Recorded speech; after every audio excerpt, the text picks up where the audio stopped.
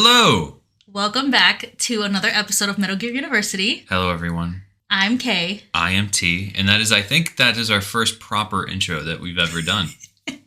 It's cool because I wrote it down on our... We didn't start the timer, though. You know what?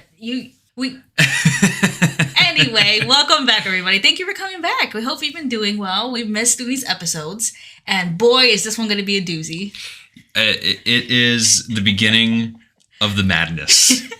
Our notes are about 6 pages long, single-spaced, and you know what? We're really going to try to take our time with it. So I think this Metal Gear Solid 2 portion of the podcast is going to be a couple of episodes long.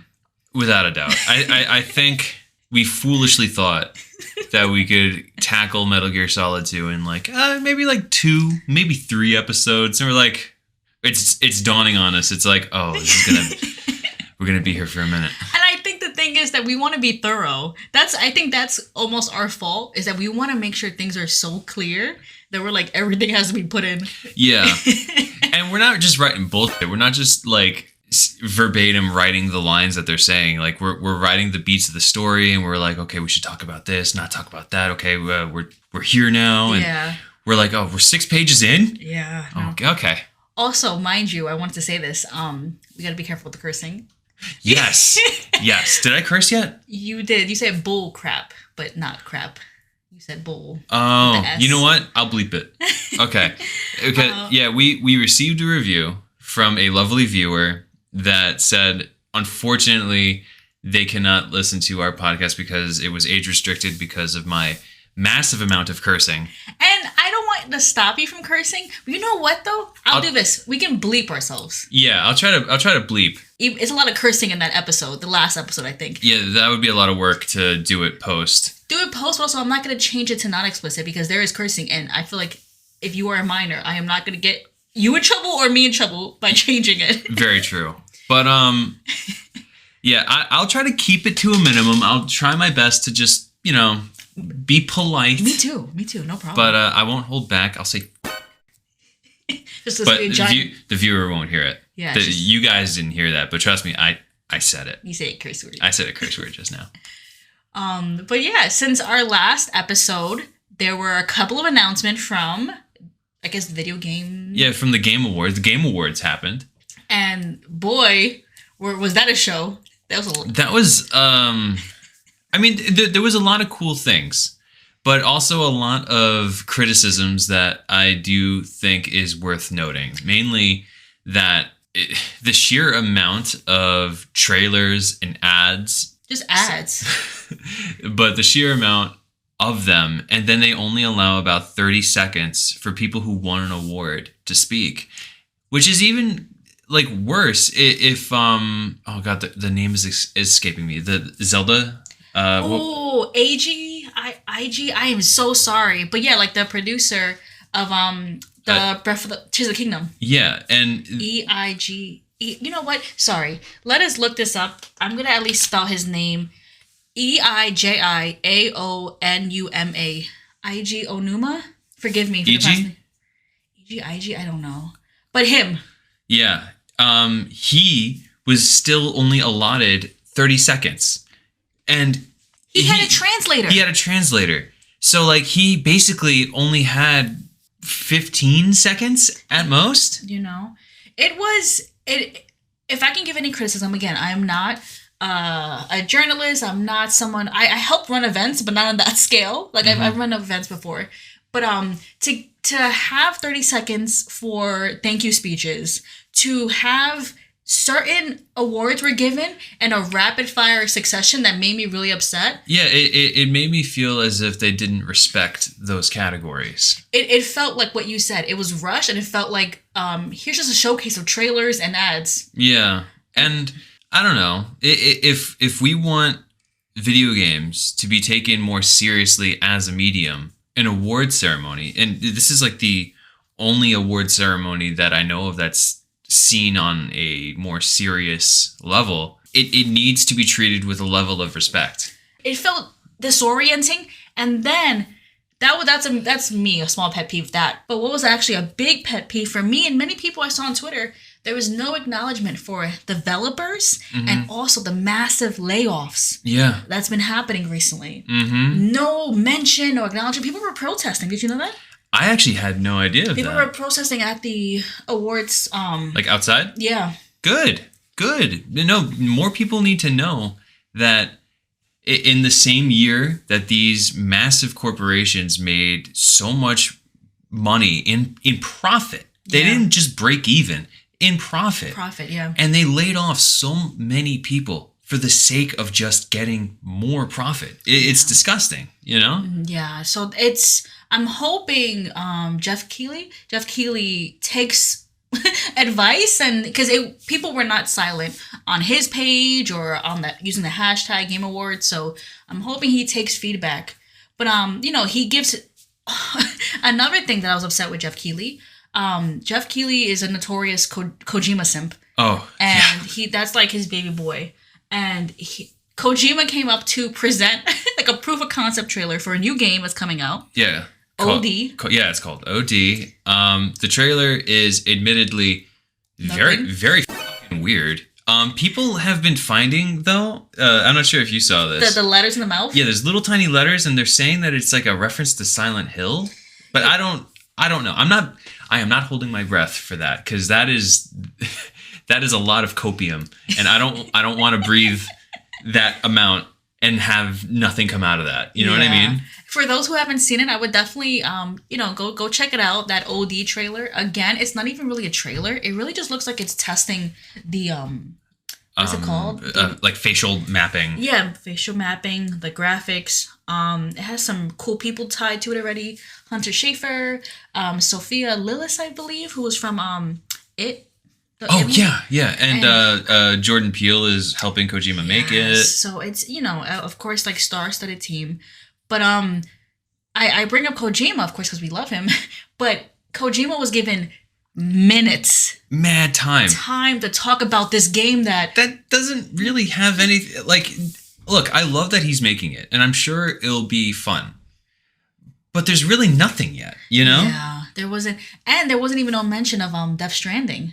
Yeah, that I was honestly shocked of, because it's been a very long time since the first and only trailer for Death Stranding. And I think even by the first Death Stranding's timeline, I think we had at least another trailer by now. So like this announcement of this new game, which apparently OD is going to be released on the Xbox series. I don't have Xbox. I don't know like the names for it. But on the Xbox, it's going to utilize this cloud system. Yeah, I think something to do with Xbox Game Pass, or to be honest, I have no idea. Look it up. Let us know. But I'm interested. But I think again, my interest was there was a shadow cast over it because I was really upset just by how everybody else was.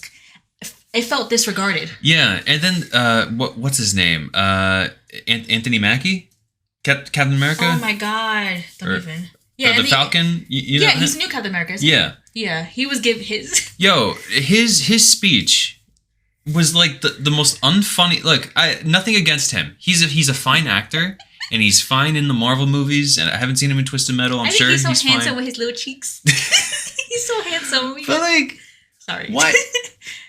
He made like a 5-minute long unfunny speech, and I'm like, my man, why?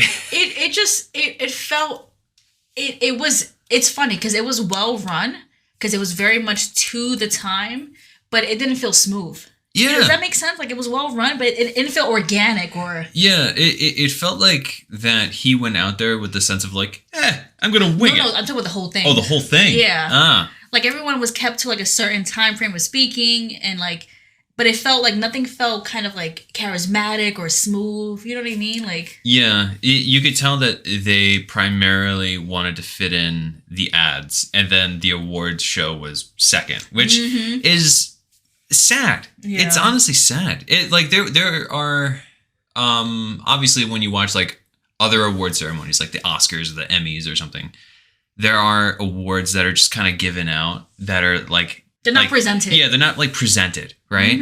And so like when they did that for some things of the Game Awards, I'm like, okay, I understand. but like the rapid fire of them. There was no time for clapping. No time for clapping. And then there are categories that should have been presented. Like best action game went to Armored Core 6.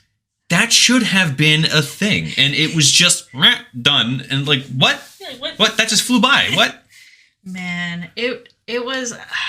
It was a little bit of a mess. I mean, I'm hoping next year is better. But like you said, I think more care needs to be taken into showcasing games, showcasing developers. Because again, like it takes a team of people to do everything. So, yeah, I'm hoping for the best next year. Hoping that the feedback is actually received. But I hope. I mean, they definitely took the feedback with that guy that rushed the stage. Oh, you saw the amount of people that were guarding the stage this year? Yo, Jeff Keighley was not messing around, man. It's funny because I saw some edits when Kojima entered in and it was a heavy shadow over him. The door opened. They were like, they put that kid's like his outline. Oh my They're God. like, oh no, he's here. Yo, I would have screamed. That would have been the funniest thing. And then he goes right up to Jeff Keighley. He's like, you think you got rid of me, huh? I wonder where he was. I'd like to present OD to Bill Clinton. Like, damn, he's back. He's better than ever. But that wasn't the only news this week. There was also an announcement that a Death Stranding movie is in the works with A24. Cool. Yeah. Like, much like OD, it's just like a thing where I look at it and I'm like, cool. Yeah, I want to see more. Yeah. There was a tweet that Kojima wrote, and I want to read it verbatim, if that's okay, T. We can cut this a little bit. He wrote a tweet, and I thought it was just so insightful. So he wrote, the reason why I am independent and advocate a lifelong career is because for me, creating things is no longer a job. That's why there is no retirement. Creating things is living. One more thing.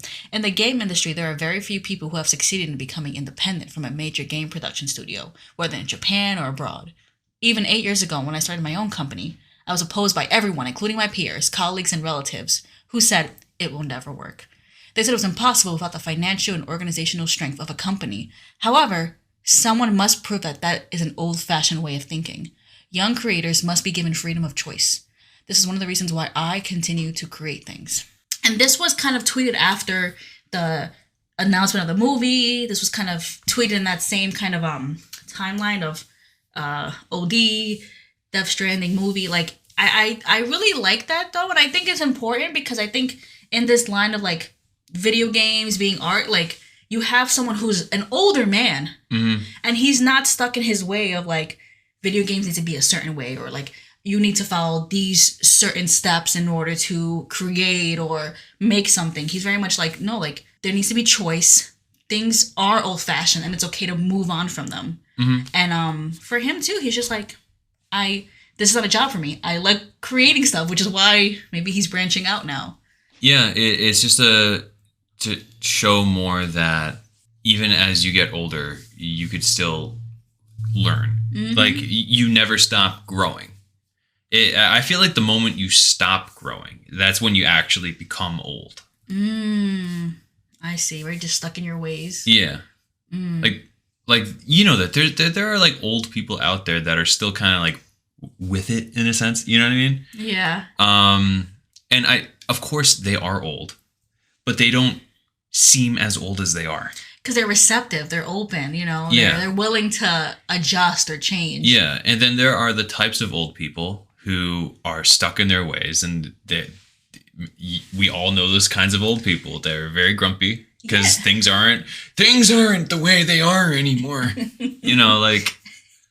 They hated their childhood, but now they're like, remember when things were like this? You know what I mean? Like, nostalgia goggles. But I'm excited for him. Again, I'm similar to you. I want to see more, but I'm excited that he's expanding and kind of just branching creating. out. Yeah. Yeah, you know, he's just... Yeah, I don't think they probably clarified it, but I don't believe he's directing it. It doesn't seem to be his forte. He said on many occasions he doesn't want to make a movie. He doesn't want to make a movie. So I can imagine, like you said, he's just someone on the team. Yeah, like a what's the word? A creative director or something like that. You know? Well, yeah, just like a script supervisor. Like, yeah. For anyone listening who is a part of was it Kojima Productions? Anyone who's part of that, Tom would like to audition for a role Y'all are too kind. Please contact TK and sometimes M at gmail.com. We have a Twitter, TK and M. So, reach out so Tom can audition, right, Tom? Yeah, I would be great if I just had like an extra role. Even I'd be Porter number 50. I want you to get swallowed by the whale. That'd be sick. I want to be swallowed by the whale. I want to be blown up in like a black hole. Or like you die in the movie and then it creates like a. Come on, that'd be sick. I do not want to be in the movie. I just want to be on set. So please hire him. You could be the baby. I would put the baby. Why am I the baby? You could be just like stick you in a jar. And, I'm baby. Yeah, you'd be the baby. Nah, I don't want to be on it. I just want to see the set. And Tom, we got to find, if anyone knows anybody, let Tom audition. Thank you. You are too kind. Thank you for listening to our little intro. We're going to get started. But first. Huh? You know what time it is, Tom. A pop quiz? It's pop quiz time, baby. Okay. You ready? I'm ready. So, pop quiz question number 1. Okay. Which military branch was developing the newest Metal Gear model? The United States Marine Corps. Correct. Question number 2. What bridge did Snake jump off in the opening cutscene of the game? Well, let's see. The Mario Cuomo Bridge. The Mario Cuomo. That's so stupid. That will forever be, for all my New Yorkers, the Tappan Zee to the end of time. I refuse to give the Cuomos the respect. I will never. To my last breath. I will say that Snake jumped off the George Washington Bridge. Where? The George Washington Bridge? In what state? In New York, baby. Just want to make sure. Hey. New York. Hey. Dollar slices. Man, speaking of New York, there's a beautiful New York character that we'll talk about today in this game. Question number 3. Who was the leader of the Russian mercenary group that took over the tanker? This was a gentleman that was introduced in the first game. First game what? In Metal Gear Solid. Oh, I forgot about that. Yeah. It's Sergei Gurlukovich. When was he mentioned in Metal Gear Solid? In Metal Gear Solid, he doesn't appear physically in the game, but Liquid was supposed to link up with Sergei. At the end, right? At the end. And he gifted Liquid the Hind D as like, oh, here's like a Russian airship. Yeah. Oh. Here's like a thing that I'm giving you as like a token of good faith, I see. How interesting. So we actually see him in this game. Mm-hmm. And then we see him parachute everybody else in the tanker. Yeah. Okay, cool. Question number 4. True or false? Snake, as in Solid Snake, blew up the tanker. Solid Snake did not blow up the tanker. That was Ocelot. How dare I even say that? Yeah. Who would make up such a lie? Crazy. Liars. Last and final question. Question number 5. Where was Ocelot returning Metal Gear to? Because remember, he betrays Sergei at the end and says, I'm actually returning it back. Mm-hmm. I gave up Mother Russia during the Cold War, right? That's what he says. So where is he returning Metal Gear to? He's returning Metal Gear to an organization called the Patriots, also known as the Lolly-Lulay-Lo. For our new fans, get ready. Yeah, Keep that name in your mind. It sounds like bull. Oh, I'm sorry. It's okay. It sounds like that, and trust me, there will be more of it. Yes. But just try to keep an open heart and an open mind. Just remember the Patriots. These are a new name brought up. Not the football team. Oh, were they the ones that deflated the ball? Yeah. They were. That was Tom Brady. Damn. Yeah, right. It's not even allegedly. He did, right? Did he get in trouble for that? I forget. It's been so long. I forget whatever came of that. And also, we're not sports people, so for us, yeah, I'm not a big sports person. Should we feature Tom real quick? Was it Tom Brady, the New England Patriots? Yeah. Oh my God! What a political drama Deflategate is. This is crazy. I'm not going to go into details right now because that would be a whole other podcast. To keep it short and sweet, Tom Brady was suspended without pay for 4 games of the upcoming season. The Patriots were also fined $1 million. They didn't have the first round pick in the 2016 NFL draft, and they didn't have that position nor the 4th round pick for the 2017 NFL draft. A lot of people berated them.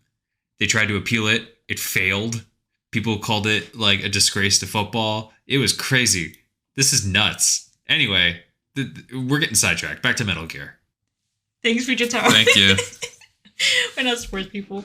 Okay, anyway. Wow. 100% the pop quiz. I didn't expect any less from you. Thank you. Of course. Thank you very much. Are you ready to jump in to... Oh, am I? Let's hit it. Let us begin Metal Gear Solid 2, Part 2. So, Tom, this chapter is essentially called the plant chapter, right? Yes. I keep calling it the planter. But what is a planter? I think that's like where you hold you garden. plants. You garden. It's a things? planter, like it's just a pot.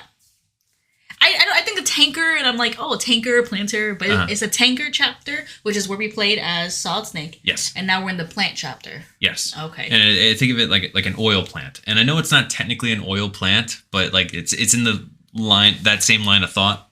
I see. Okay.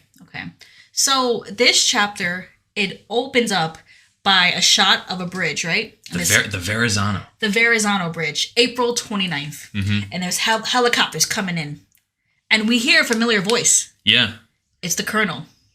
He's back, baby. He's back, baby. Back in the saddle. And he's talking to Snake. When Snake responds, it's not the Snake we know. Yeah. It sounds raspy, but it sounds like it's coming from a different person. Yeah, it's a little bit more like lighter, not as like that. David Hayter has that really iconic Solid Snake voice. So Colonel's talking to someone called Snake.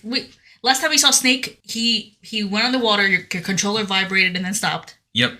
And that was it. So a little confusion in the beginning. So he's talking about how the tanker incident was a giant mess. Mm-hmm. It was 20 miles offshore of New York, and what was called the Big Shell was created to clean up the mess left by the oil spill. Yeah, because the tanker was apparently carrying a massive amount of oil. But we didn't see oil when we played. I said that the tanker was carrying a massive amount of oil. Wasn't it just carrying Metal Gear? The tanker was carrying a massive amount of oil. Okay. Well, you know what's cool, though, is that the government built the Big Shell to clean up the mess left by that oil. Yes. It's cool if the government would do that. Yeah, no. I know Kojima, like, makes science fiction stuff all the time in his games. But, like, I feel like he tries to ground at least, like, 70% of it in realism, you know? I'm telling you, it's all fan fiction of... Oh. Yeah. Of what's happening in our lives. And I just find it interesting because, like, you know, we've all experienced an oil spill. We've seen what governments do. The ducks covered in oil. Like... Yeah. Like, have we ever seen a government, like, make a facility like the Big Shell in real life? I've never seen it. And it's like, kind of cool. And, like, super quick, too. They did it pretty instantly. Yeah. They constructed that thing real quick. And, like, you know, we see it in the opening shot. It's a large structure. Mm-hmm. And it's this large structure. But sadly, Colonel tells us as Snake, who's not Snake, apparently, that the Big Shell was taken over by an armed group. And also that Russian mercenaries may be a part of it. Yes. So... the camera, you know, it's going to the Verrazano Bridge. It's going towards the Big Shell, and then eventually comes up to someone emerging from the water. Mm-hmm. They're in a wetsuit and scuba gear, like, right? Like, yeah. I don't know what that mask is called. It's like a. I know that the mask is actually a reference to a. I think it's like a part of like some sort of like Japanese folklore, I think. Okay. I'll have to... I'll Future Tom, please help. So I was almost there. What it is a reference to how ninjas were depicted during the Edo period. When they did kabuki theater back then, ninjas were depicted with having like this scroll in between their teeth, and it would contain all their like secret ninjutsu stuff, you know, like how they could I don't know, burst into smoke or turn into a bunch of naked, sexy ladies or something. I don't know. Anyway, that's it. All right. Thank you. Thank you all. Bye. Thanks, Future Tom. Thank you. So, but yeah, like as we're getting this lore of what happened in the last chapter, this character emerges from the water, this wetsuit, and we don't see his face because he's covered in that mask. And he's essentially infiltrating the big shell. Yes. The way he enters is kind of similar to like I get the vibe from like Metal Gear Solid. Yeah, it's very similar. The if you think about it, the same vibe is there. It's Colonel calling him to come. Yeah, and you have to rescue the hostages. There's hostages that Snake has to rescue. You're entering submersively. Yeah, the same kind of points. Yeah. We also know that there's a Bravo and Alpha team. They're part of SEAL Team 10, and they're also involved to rescue the president who was there. And they're also we're also given information that while they're helping, we're not working with them. Yeah, they're two completely separate operations, and SEAL Team 10 is not aware of Snake's presence. So we as we sneak in, we actually run into Bravo and Alpha team, and we hear that they're given orders to watch Stillman's back. We don't know who Stillman is, and to get those C4s disarmed. So a lot of lore dump in the beginning. Yeah, I think it's purposely done to confuse you.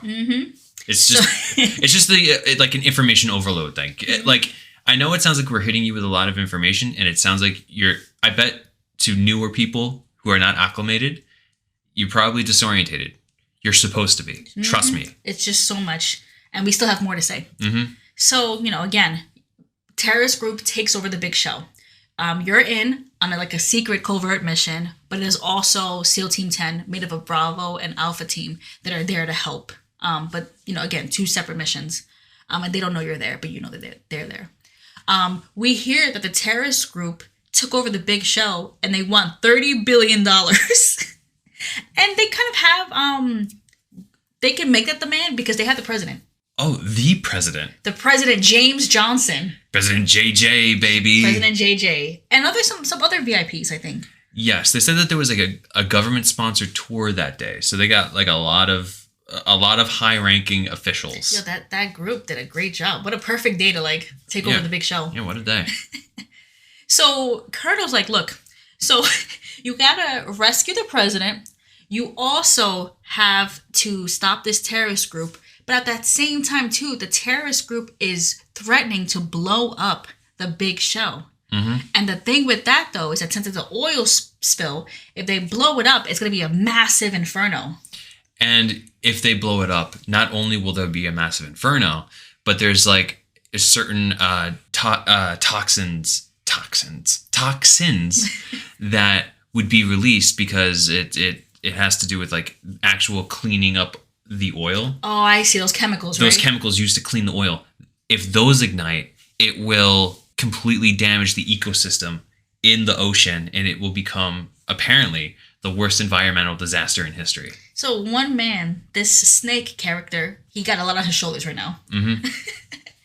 So after all that, Colonel summarizes it. You have two goals.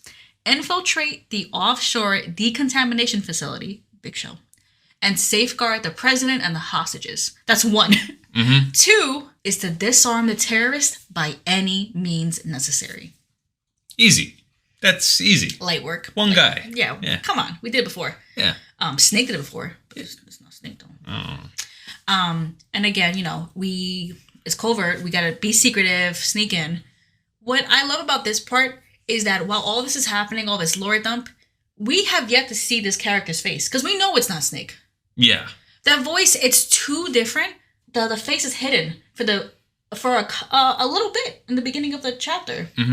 Much like how Snake's face was covered in Metal Gear Solid. But in that game, we at least had the knowledge that it was 100% Snake. In this one, you're kind of left second guessing. You're definitely left second guessing. You continue on, and the snake tells you that he swam through a hole in the oil fence underground of Strut. I forgot what Strut, but A. Strut A.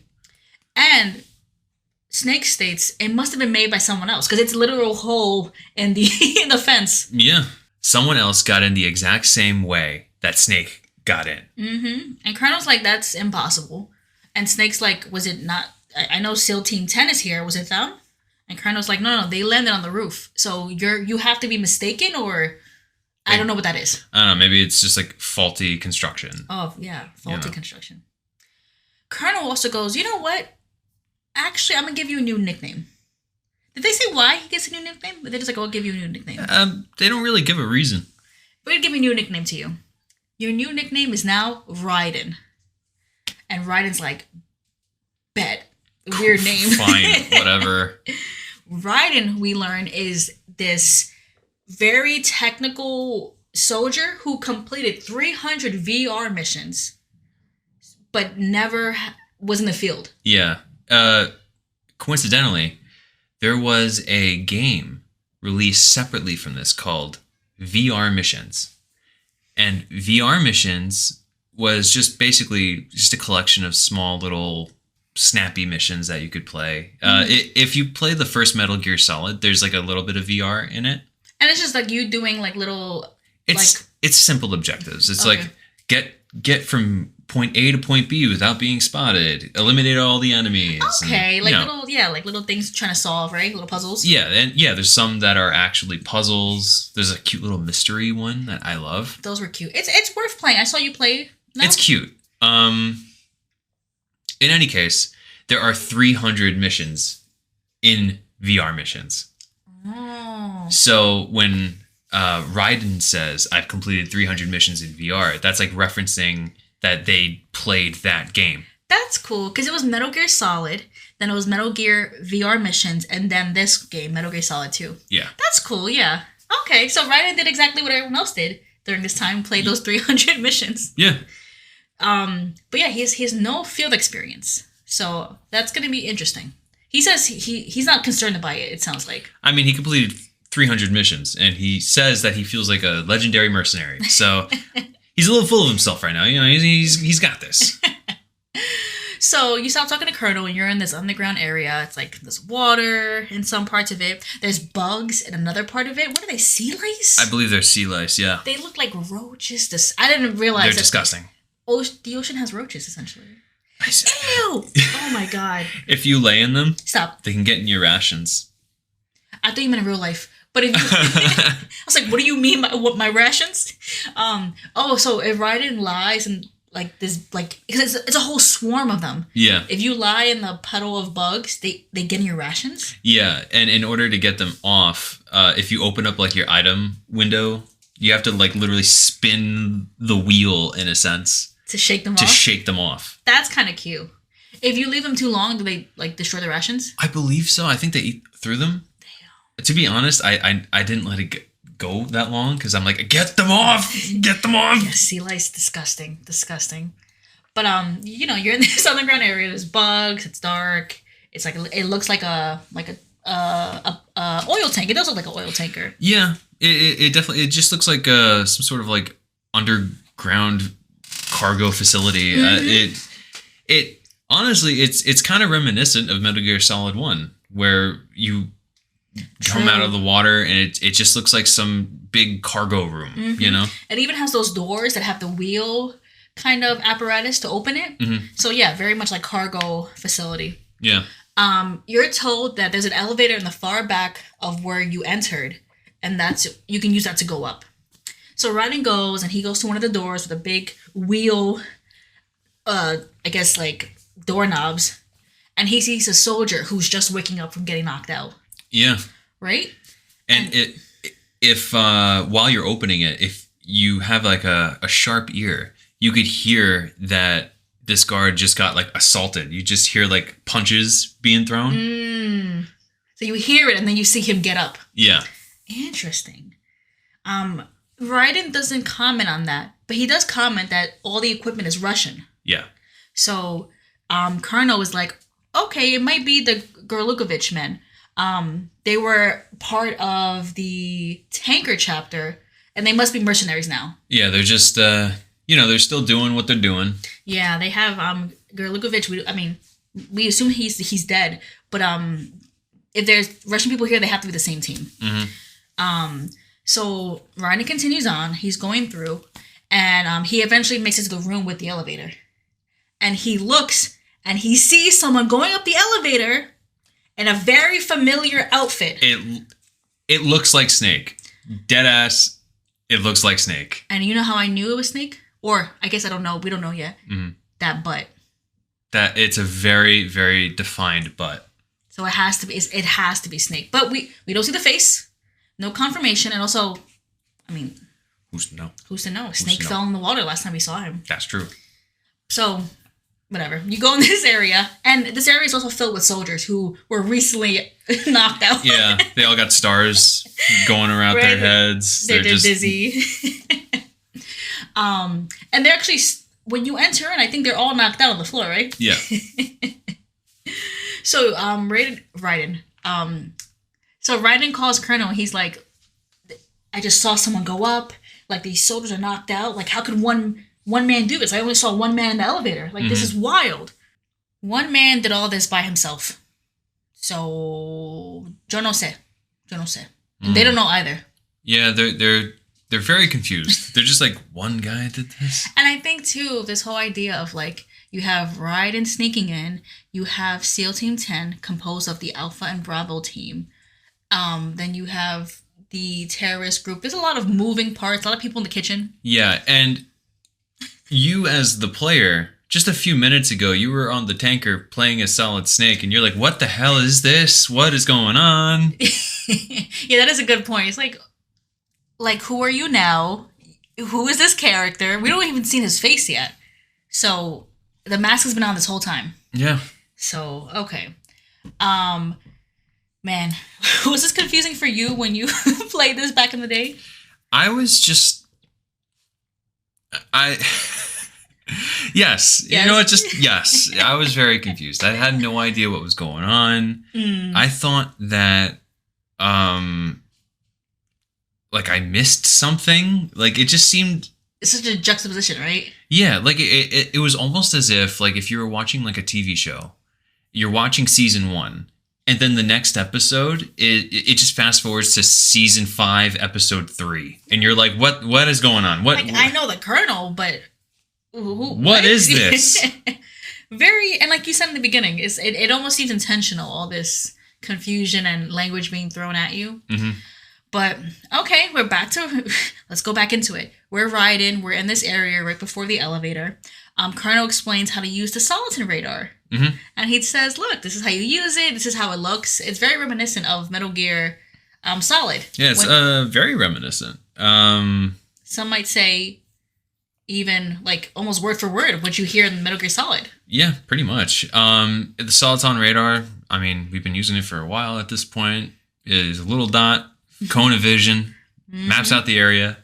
Very, very similar. Mm-hmm. He says you have to activate it at the node, right? Did you say nerd? Not nerd, node. That's funny. That's what happens in the game.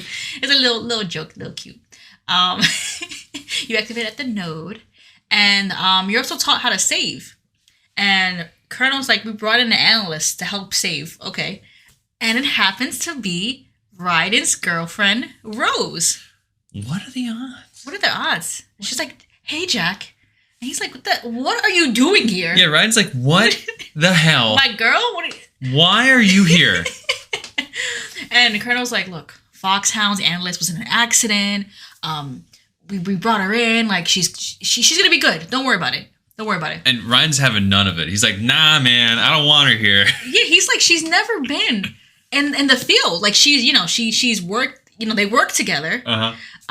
But she's never been in the field. She has no experience, which I thought was funny because for Ryan to complain about her not being in the field, he's never been in the field. He just doesn't want her here. He doesn't want her here. It's like seeing, it's like if you're at your job and then your significant other comes in, you're just like, what am I supposed to do? I get like a work persona and then here persona. Yeah. Like, I don't want to mix. I don't want people to know about you. If the worlds collide, things will just explode, okay? Like, I have my work me and my home me. Mm-hmm. I cannot intersect. Never. But she's like, you're stuck with me, Jack. She goes, I'm Jack, by the way, too. So Jack and Rose, like, you said, like Titanic. Yes, I believe it's a Titanic reference. Oh, how cute. How cute. Yeah, like I said, Raiden's tight. Raiden's so tight. And Colonel's like, look, I know she hasn't been in the field. I know whatever. Like, you're mad. You don't think she's experienced. But our staff is going to help her, too. Like, she's going to be supported by the technical staff. Yeah. Colonel more or less says that through what they've collected from the Shadow Moses incident, which is Metal Gear Solid 1, that the operative, their will to survive was fueled by their support team. And that was the biggest lesson learned. Mm-hmm. The biggest, like, VR missions aren't going to teach that to you. Yeah, it's more so like the people that you bring with you and like how they can help you and fuel that inner fire and stuff. Ryan is like, that's bull. My personal feelings are important. I was trained to fight. I know my mission. I don't want her involved. Yeah, like I get in, I get out. I clock in, I clock out. I'm not personally affected. Do not talk to me. Colonel's like, you know what? You need all the help you can get. Okay, some shade. Mm-hmm. And he's like, Solo isn't the way to go. Mm-hmm. She's here, whether you like it or not. What's interesting is that, in this conversation too, Rose, it's a codec conversation, so, people are cutting in and out when it's their turn to speak. Rose says, Colonel, I am not required to follow your orders outside of my immediate duties. I have, I'm part of this mission, but I'm just a normal girl who cares about Jack. Jack's safety comes first to me, not the mission. And she's also keeping a record of every communication between Colonel and Raiden. What? I viewed that, if we're stepping back for a moment, as like narratively speaking, I view that as Rose being the character that will keep it real with Raiden. So like, let's say hypothetically, if things were to go awry, and Raiden's like, I can't trust anyone. You can trust me, Jack. Yeah. Rose will be able to come in and be like, hey, you and me, we're tight, remember? I hear that. I mean, but it also kind of fuels a lot of mistrust in Colonel. You know what I mean? For her to say that, like, of course, yes, it's an overall mission. But you're like, not only do I care about Jack first, I'm recording everything that you two say to each other. Mm-hmm. To me, that's like, I'm watching you. And I'm going to check you. Yeah. I don't know. To me, if I was writing, I would feel a little like untrusting. I would have it would lessen my trust for Colonel. For me. For me too. I mean, it's fairly warranted. You know? Oh, we said it at the same time. It's also a little unprofessional, but again, I think that's society messing me up because they are together. Why wouldn't she be concerned about him? Who cares about being professional when like your man is out in the field and yeah, and to be completely frank, this is exactly what Colonel wanted. True, right? That level of emotion and support. Yeah, that is a good point. So now there's a whole other layer to it. Damn, I kind of feel bad for Raiden. Yeah, I kind of feel bad for him too. He had no say in this. No say, no like. She's there. I mean, at least, though, I don't think she's there physically. We don't get the impression, like, she's calling in from somewhere. Mm-hmm. I can imagine going, what, is my mom here, too? Like, what the hell? Jack, you didn't do the dishes. Like, okay, Mom. You know what? I mean, maybe she'll help. She like, you know how in Metal Gear Solid, there was different people for different points? Maybe she'd help. Somehow. In some way. Yeah. I don't know. So anyway, Rose is mad and unprofessional, but you know what? She's there to support. So Rose then leads the conversation and says to Raiden, do you know what day it is tomorrow? That's what she says? Yes. Oh, he doesn't know. I don't know either. I mean, he's apparently, he's supposed to know. I mean, he knows that tomorrow is April 30th. She seems calm about it too, so I guess it can't be that important. Yeah, I don't know. She's just kind of like inquisitive to be like, yo, you know about this day? Yeah. And he's like, yeah, it's tomorrow. What? And she's like, it's okay, I'll keep asking. And then that's the end of the conversation. Cool. All right. After all these conversations, all this lured up, you finally get in the elevator. You get in the elevator, and as you go up, Raiden's face is finally revealed. He's hot. He's so hot. He's like nice white hair, right? Like short, like chin length white hair.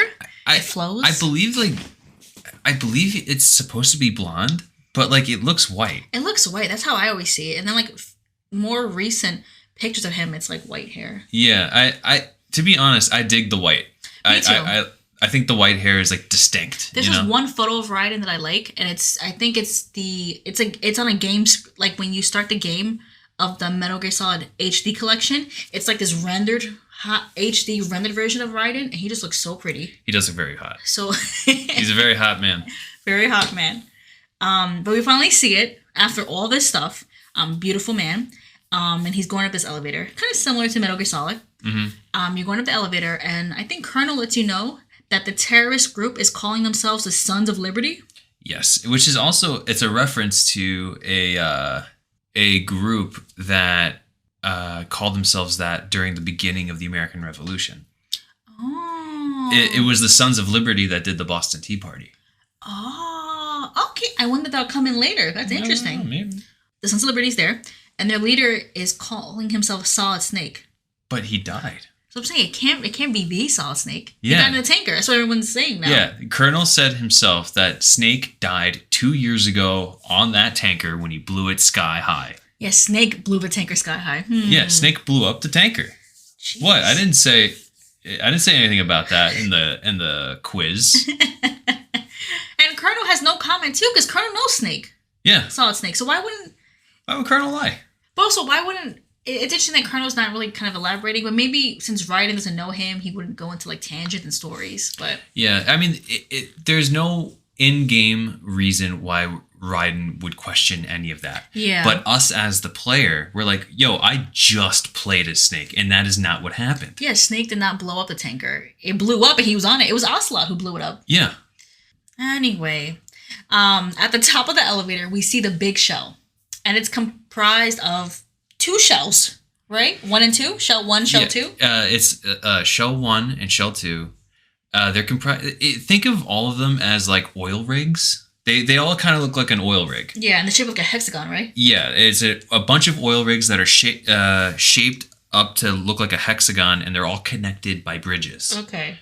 There are 6 struts with a shell strut in the center. Yeah, it's like a center core one. Yeah. And then there are 2 of them that are connected end on end. So it's honestly, I would say look up the big shell to get like an idea of it if you're not sure. Yeah, and if you don't want to do that, just picture a bunch of oil rigs connected by bridges. Mm-hmm. That is the most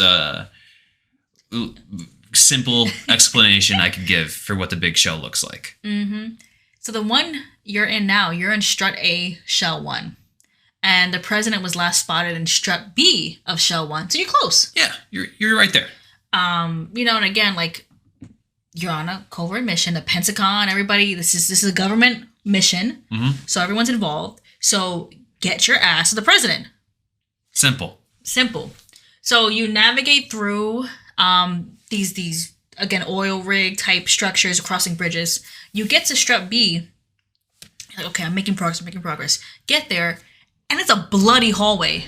Yeah, it is like a massacre just happened. It is disgusting. There's dead bodies thrown around, really reminiscent of the hallway where we met Grey Ninja. Gray Fox. Yeah, sorry, I know he's Grey Ninja, like they call him a ninja in the beginning, but Grey Fox in Metal Gear Solid. Mm-hmm. Like so the hallway before you run into Otacon as well. Mm-hmm. So Raiden goes through this hallway. He goes into the room and he sees soldiers shooting at an enemy. Yeah, it looks to be SEAL Team 10. Yeah, I think specifically they say they're Alpha Team. Yeah. They're Alpha Team. They're shooting at an enemy. And we don't see the enemy, but we see his like body because he's running around throughout. Like he's avoiding bullets. He's jumping. Yeah, he's got the zoomies. Honestly, yeah, he's like super acrobatic. Super zoomies. He's throwing knives at them. Also, his hair is so gorgeous and luscious. Yeah, I want hair like that. And his voice, he's just suave. If he wasn't killing everybody, I'd be like, I want to know more about him. I want to, but I don't because he's killing these soldiers dead. Yeah, very gruesomely, I might add. Yeah, like he's like slitting throat. Like he is going in. Yeah. Like dead. Yeah. He kills the whole Alpha team. Handily. Like, they're not even an issue. So Raiden kind of steps in, and he's, I don't even know why he bothered to. I would run away. Like, but he's just trying to get like a kind of like a visual on who did this. Mm-hmm. Makes eye contact with this character. This guy, this suave guy named Vamp, who we come to find out, jumps like 12 feet into the air, lands behind Raiden, and he's about to get him. But before even that, when Raiden walks in, Vamp is sucking the blood from one of the soldiers. How could I forget that? That's what I'm saying. He is sucking the blood from one of the soldiers. So Ew. That's when him and Raiden make eye contact. Yeah. So I guess maybe he was embarrassed. That's why he jumped to attack Raiden. That's true. Like, how dare you interrupt me in my private time? In my little private, intimate time, right? It took the mood down by coming in here. Yeah, right. But sorry, yeah. So he jumps behind Raiden after they make eye contact. And right before Vamp can get a chance to off Raiden, somebody goes, "Get down!" And they start bussing. They just start... I just started blasting. And he just goes in, and it looks like a rogue member of SEAL Team 10. Mm-hmm. Like, just the last survivor. Yeah. He honestly, he should have... He was doing what Raiden should have done, and he was just, like, hiding or, like, watching from afar. He comes in, guns blasting, and Vamp is gone. Vamp just disappears. Gone. So the new soldier's walking in. He, like you said, he's like a survivor. He's all covered up. We only see his eyes. Mm-hmm. And he's coming in. And where did Vamp go? Psych! Vamp is in the ceiling, and he jumps down in front of this like surviving soldier. And when I tell you, Vamp just grabs this guy by the dome. Yo, he just yoinks him. He picks him up with one hand by the head and like is holding him against the wall. I was like, yo, Vamp what the... Vamp is like next level, man. Next level. And he's strong as all hell. Like just holding him by his dome. And Vamp goes to him. He's like, you smell strange. Huh? I guess that's like the least of your worries if like you saw some guy sucking blood. It's like, I guess... Yeah. I guess I wouldn't question that. Like, it's a weird comment, but at this point, everything is... Imagine, like, right before you die, from a vampire, no less, their last words to you was like, oh, you stink. That's my worst fear. Like, damn, that's the last thing I'm gonna hear. It's like, ugh, you like, smell. Worst fear. He goes like, you smell strange. You smell like has to be. We're just left guessing. It's like, what does he smell like? Yeah, like, it has to be what? But at that point, the guy's like, shoot him, right? Like, he doesn't say Raiden, but basically, shoot him! What are you waiting for? Raiden starts shooting at Vamp, but every bullet misses. This dude, like, does ballerina he's spinning. plie things. He's spinning to avoid the bullets. I'm like, damn, this... What a guy. He's going towards Raiden as Raiden's shooting at him. And before he's able to go to Raiden, we hear a woman's voice. It says, Vamp. He goes, yes, queen. Wow. She asks if he's all done. And Vamp is like, yeah, but I want to tell you what I found. She continues. She's like, I'm in the central unit with the president. And Vamp is like, okay. And he just escapes. It gets to meet up with her. So, new character introduced. We don't see her. We hear her. And it looks like Vamp and her are working together. Seems like it. So, lovely. Raiden and the soldier are left to talk about what happened. Yeah, I mean, what else is there to do? I didn't notice, but when Vamp like is starting to be shot at by Raiden, does he just drop this soldier from where he's at the wall? No, he dropped the soldier when he realized he smelt like something. Something. Okay. So Soldier's on the floor. Ryan goes up to him, and he's at him at gunpoint because like at this point Ryan is like, I don't know who to trust. Who the hell are you? who's anybody? Also, like, yeah, you survived, but like I have to be cautious. Yeah. Rightfully so. I just saw a dude just suck the blood out of another guy. Suck the soul out of Suck you. the soul out of him. It hurt. And the guy's like, look, my name is, it's Pliskin. Lieutenant Junior Grade Iroquois Pliskin. Wow. That's a pretty cool name. He Yeah. takes off his... Mask, balaclava. And Yeah. he looks like... Pliskin. This man looks like Solid Snake. I don't know what you're talking about. Also, every character in the series, whenever a new character is introduced, it has their character's name, and then in parentheses, the voice actor's name. So once he takes off the mask, it says Iroquois Pliskin, which is what he tells you his name is. And in parentheses, it says David Hayter. I don't know. Maybe. If it looks like a duck, If it looks like a duck and quacks like a duck, it's Iroquois Pliskin. I don't know, man. man, I think I'm holding out that Pliskin is just... some cool new soldier. Yeah. Maybe... Okay. Maybe. Hear me out. Okay. You know, David Hayter's a big get, and he's a talented voice actor. So maybe the production team thought, hey, since you're not voicing Snake, would you want to voice this other character? With the same voice he used for Snake? Maybe. Maybe. Why not? Maybe. Why not? Huh? So Tell me why he can't. we know this as the players. Raiden has no idea. Raiden doesn't know. Like Raiden doesn't know. But we're like, okay, we know that voice, we know that face, but it's Iroquois Pliskin. Okay, I see what you're doing. So Raiden has him at gunpoint. He's like, how did you get in? Who are you? And Iroquois says, I got in from a rope. I roped down from a Navy chopper. Chopper, yeah. Chopper. I roped in from a Navy Chopper. Thank you. You're welcome. Came in that way. But as he says this, Raiden notices in between Pliskin's legs, a little bug crawls out. Ew. And it's a sea lice. Oh. From Strut A, you say. You know, of course, oil rig. It's in 20 miles offshore, so it could just be that a sea lice happened to get on him while he was walking around. Disgusting. But like, what are the odds of that? Because the only place we saw bugs were in that first area that we swam into, and there was a whole it was disgusting. It was like hundreds of them. Yeah. And as we've been traversing through these oil rigs, there's been none other bugs. Very true. So he roped in from a helicopter. How did that bug get on him? Also, to have a bug on you and not know, sucio boy, like dirty boy. Oh my! I would have screamed if I was Raiden or Pliskin. Like, just imagine like you're going about your day, and all of a sudden you just I got like a little itch. I got goosebumps right now.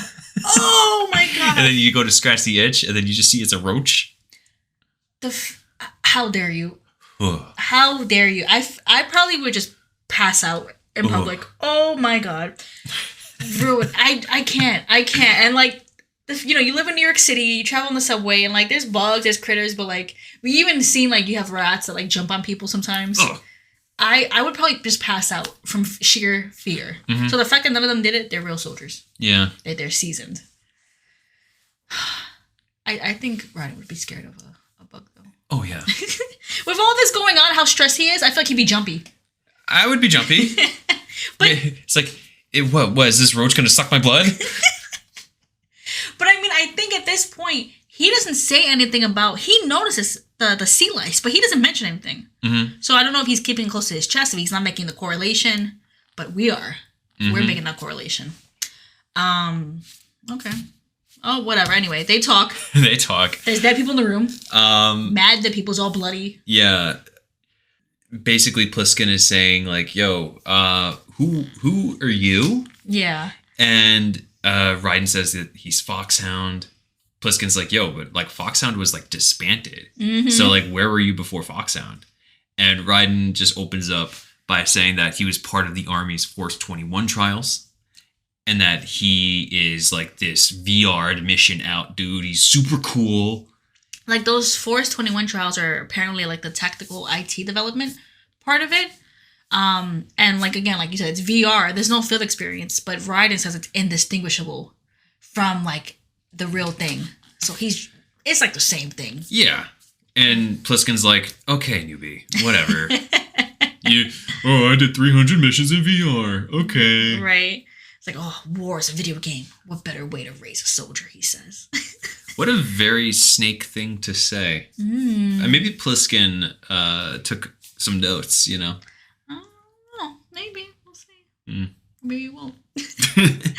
Pliskin explains that the man who they just met, the one that was sucking the soldier's blood, is Vamp. And he is, he's Romanian. And he's a member of Dead Cell. And Dead Cell is an interesting unit. They're a U.S. Special Forces team whose sole purpose was to engage in these, how would you say, simulated terrorist activities. Like they would essentially do like unannounced takeovers of like government facilities. And it was a simulation. Yeah, they would be simulated terrorist takeovers in a way for VR people to like teach them how to handle the real thing. So it wasn't a VR mission, like it'd be a real world simulation. Yeah. Okay.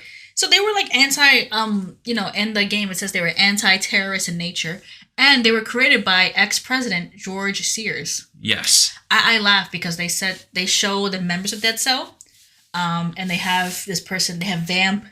I see someone. I think they show Fortune. Mm-hmm. They show Fat Man, and they show George Sears, who's the ex-president. And they essentially were good people. They were part of the military. They helped train soldiers. But apparently there was some sort of a fallout a few years back. And no, 6 months ago. 6 months ago, sorry. No, 6 months ago. No, you go ahead. There was some sort of a fallout 6 months back. There were only a couple of members left, and Vamp is one of them. Yeah, their unit had unraveled because their leader died in jail. And apparently they kind of went off the rails after that. Mm-hmm.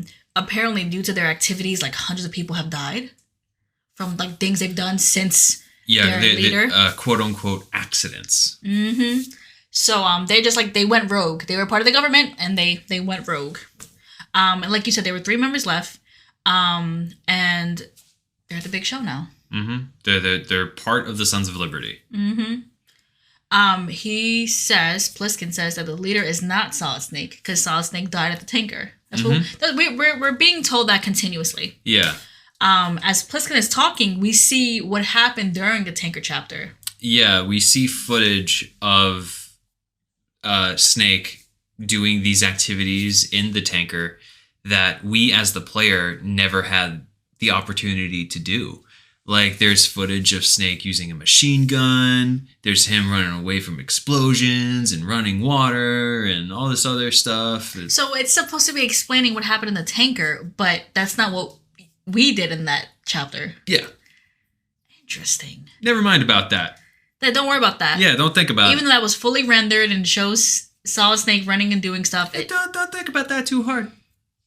You know, we got other things to do. And also, Raiden doesn't know any better. Yeah, how would Raiden know? You know, it's just so interesting to see this under the lens of a person who's playing this for the first time. Like for me, the context of playing this for the first time, it's almost impossible for me to understand now. Yeah, but because it was so much. It's been so much and it's been so long. Like I genuinely forget. No, I mean think about it like this. So the beginning of the game, it's you play Solid Snake in the tanker chapter. You do that, he seemingly dies at the end of it. This chapter starts the plant, and you're being told that the chapter you just played, was not accurate. The only information you're getting in this plant chapter was that Solid Snake blew up the tank. But we just played it and we know that's not true. Mm-hmm. But everyone's telling us differently. And I think it's interesting for us as a player to hear that and then play as a character who doesn't question it, who doesn't know any better. There's a lot of things we're juggling. a lot of different things we're juggling. And I think it's so much thrown at you that you don't have the opportunity to even think about Raiden's, I think, point of view. Yeah. You're just like, that's weird. That's weird. And I feel like, at least me playing it, I never thought about what Raiden might be feeling. I was just like, what the hell is going on? Yeah. You know? Yeah, it's very true. It's too many things to juggle in your mind. But yeah, Snake was the one to take down the tanker. He blew it up. And his body was found. It was ID too. Mm-hmm. He's buried and everything. He's buried. So Solid Snake is dead. Good. Good. I guess he blew up, right? I guess he blew up the tanker. Yeah.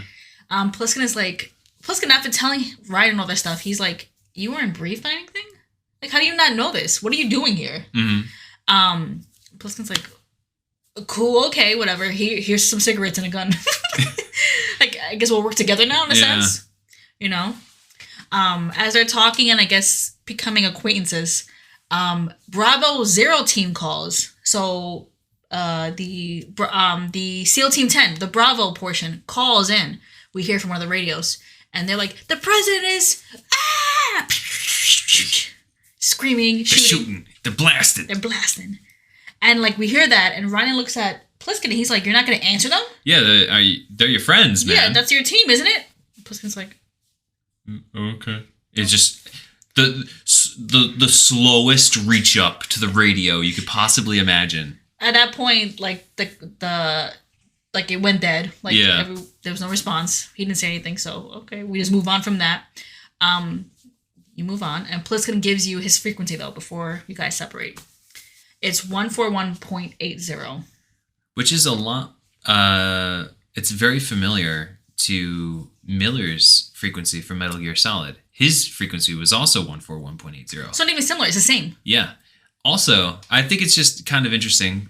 Colonel's frequency is the same, 140.85. Okay. And Rose's frequency is the same as Mei Ling's. And I think it's 140.96, I think. We can look it up. Yeah. Future Tom. Tell me how I can't remember my own mother's phone number, but I can remember this. I was right. I was 100% right. It's the same thing. Thanks, Future Tom. Yeah. Don't tell me if I was right or wrong. We'll see. Okay, so similar, very similar stuff. It's cool that like Pliskin's filling in that Miller role of like kind of like a support, because he even says he's like, anything about Dead Cell or this oil rig like Big Show. I got you. I am the sagely advice guy. Mm-hmm. So after all that, you all separate. Jack immediately calls Rose, and he's like, I need you to look up what happened to Solid Snake after Shadow Moses. Cool. And also, Rose is like, do you know what day tomorrow is again? She keeps asking him? I think she asked him again here. And he's like, yo, I don't know, man. So we can continue on. We're still on our goal of what? What's our main goal? Is to find the president? Our main goal is to find the president. And so since the president is apparently in the next strut, right next door, Raiden's like, I gotta go. And I mean, you gotta hurry because you just saw Vamp. Mm-hmm. Vamp was talking to someone, and you know there's a third member of their team, so you're like, I gotta hurry. Yeah. So Raiden goes over to the next strut, and on the connecting bridge between one strut and another is the remainder of this SEAL team.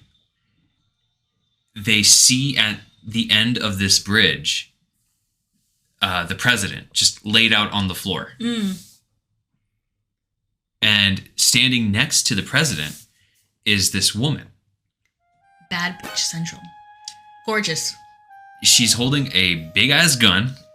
It doesn't even look like it shoots. It like, did it have like an electrical current kind of to it? Yeah. Well, they don't reveal it later, but they don't reveal it until later, but I think it's safe to say. It's like a big rail gun. Ooh, so she's strong as hell too then. Mm-hmm. Damn, okay. So they see her holding that and they just start busting. They just start shooting. Yeah. But no shots are hitting her. None. Absolutely none. So they form up and they're like, okay, let's ready a grenade. And then they chuck a grenade at her. And the grenade doesn't go off. And a famous line. It's so stupid, but like one of the most famous lines in this game is just some random SEAL team guy going, "A dud." A dud. Just like that. So the SEAL team decides to just, I don't know, walk up to Fortune. Walk up to her, and then also Vamp appears. Vamp appears. He comes and picks up the president's body, because again, the president's laid out. Mm-hmm. He continues to call Fortune Queen, and that's the person he was talking to earlier, the person who called in. And he picked up the body, and then, like you said, the soldiers started walking up. I guess, like, they have to. Their job is to get the president. Yeah, every bullet missed. Every grenade was a dud. Yeah. Nothing was working. So they're just like, okay, we're just gonna have to just tackle her or something. I don't know. Mm-hmm. So they start heading up to her, and then she takes out her big ass gun, and then she just shoots them. No, and that thing is powerful. It just blasts a hole clear through the bridge. They all just fall into the ocean. Mm-hmm. And it sucks too, because that's where you were heading to go, and now the bridge is off. Completely cut off. And Vamp and her and the president escape. I mean, the president's knocked out, but they all escape. Mm-hmm. And so Raiden has to call Colonel and be like, okay. It's like, yo, there's a vampire guy. Bravo team is done. There's this woman that, like, no bullet can hit. I feel like I'm in a dream. What's going on? Yeah. I'm scared. Colonel's like, oh yeah, also there's a Harrier. You gotta worry about. Oh, there's a Harrier now. There's a Harrier you have to watch out for. Lovely. Oh, what else? What else, God? Yeah, no, it's funny because, like, he's bugging out. He keeps saying, like, I want to wake up. I want to wake up. This is a nightmare. And I'm like, it's kind of sad because I feel like this is the first time I'm really feeling for Raiden. I think so much is happening. This is the first kind of emotional, visceral, like, kind of statement by him. Because before, he was taking things like a champ. He had questions and he was curious, but now he's like, this is a nightmare. So he's like, no, I want to go home. This sucks. This sucks. And then Rosa's like, calm down, which is the notorious phrase that helps everybody when they're having. Oh, yeah. When I'm freaking out and somebody just tells me flat out, calm down. Yeah, that works. That helps so much. But you gotta continue the mission. What are you gonna do now? Colonel tells you that there's a new mission objective now, though. You have to remove the C4 on the big show. And I'm reminded now that was Bravo Team's earlier mission. Yeah, that was probably what they were sent in to do. So now you gotta do the C4 on the big show. There's explosives. And you are tasked to meet with a bomb disposal expert for help. And he's on Strut C. Perfect. Cool. Okay, whatever. No one cares about Raiden, his emotion, and his fear, and just bottle it up. Just bottle it up and keep moving. Just bottle it up, man. Don't think about it. Just bottle it up deep inside, and no one will know. And just like Raiden, we're gonna bottle it up deep inside and not talk about it because we're gonna continue on to the next episode. We have to stop here. We do. We actually recorded a little bit more, but we're already at like over the hour mark, and we're like, you know what, like. It's a lot. A lot of lore dump was in this episode, and I think it gets a little bit better. It does. Without a doubt, it gets a little bit better. The game just opens up and it just throws a lot at you. And I believe it's done to purposely confuse you. Yes, it very much is, because not only we as the players are confused, but Raiden is confused. A whole plethora of characters were introduced. Some characters for the very first time, because of course we have Colonel here and whatnot, but there's characters who are completely new to the story. And we are also given information. Information has changed, it's conflicting, it's a lot. So we figured, let's take a break, let's stop here, and we'll continue on to the next episode. Tom, thank you. Thank you. Thank you for doing this. Of course, thank you. As always, we're gonna be back in 2 weeks. We imagine Metal Gear Solid 2 is gonna be a longer episode. It's gonna be a couple of parts to it. But it is such a fun game to pick apart because there's a lot of little intricacies. And I cannot wait to get to a certain point and just just open up this can of worms. Yeah, no, really kind of dig deep into it. I break it can't apart. wait. I can't wait. For new folks, we hope you're interested in this character of Raiden. I would say this character is just super cool, and I think he's a great character in this series, and we're gonna learn a lot from him in this game. Oh yeah. And he's gonna learn a lot from himself. Oh yeah, he will. Oh. Sorry, my phone vibrated. But he's gonna learn a lot about himself in this game. Yes, he will. But everyone, we'll see you next time. Thanks for tuning back in. I'm Kay. I am T. And we'll see you next time. Bye. Have a good week. Bye, everyone.